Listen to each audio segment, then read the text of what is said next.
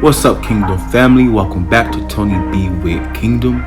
If you are watching this, go ahead and click that bell. Make sure you like, subscribe, and comment if you want to. Alright guys, we are doing a 13x4 frontal wig unit install on my client. Alright, we are separating her edges because we don't want to cause any alopecia or any hair loss. Alright, the word around town is that wigs and weaves and braids causes alopecia and hair loss to be triggered. And I want to say, guys, ladies and gentlemen, that is not true. That's not true.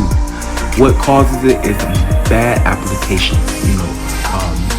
Installments that are not properly done can cause these things to trigger. However, when they are done correctly, you are totally fine. All right, that stuff doesn't happen. All right, you want to make sure you go to the right person. All right, so.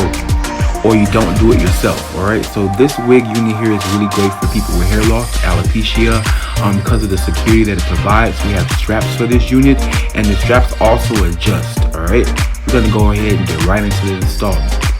Alright, we're going to go ahead and put our typical 2 to 3 layers of adhesive on. As you guys can see, I did use a ball cap method. So that means that cap is away from the hairline. Alright, so that means that glue, the adhesive that we are applying, is on the hairline of the cap and not her hair. Alright, so there you go, guys. No adhesive on the hair. Alright, so we are just melting everything down. One thing I love about brown lace, it really melts really well on brown skin. This is a light brown, so we did have to tint it a tad bit, but not much. All right, just to get it a little darker, but not much at all. All right.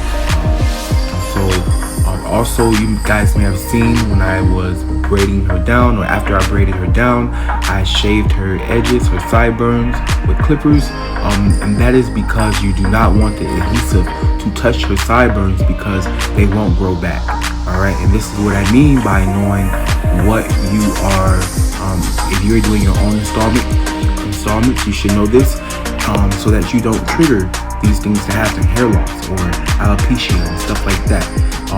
So if you do these things properly, you won't trigger those things. Alright, her hair is her lace is totally melted. Alright, so we're getting ready to go into her baby hairs. This is her first time wearing a frontal wig unit, so I'm pretty excited for her because she's going to have this for a longer period of time than she normally has her other styles. But then I know it's going to be a change of lifestyle for her because she's going to like it. She's going to love it.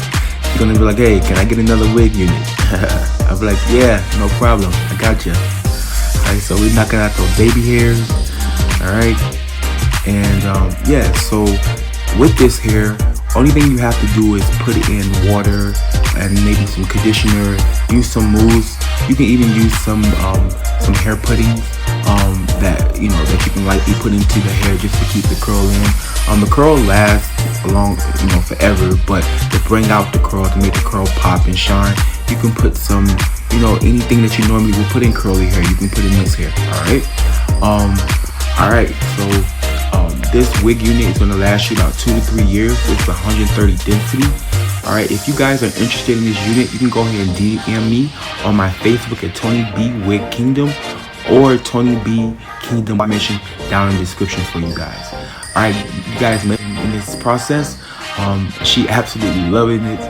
Alright, and I'm happy for her. Alright, I love you guys. Have a blessed day. Bye bye.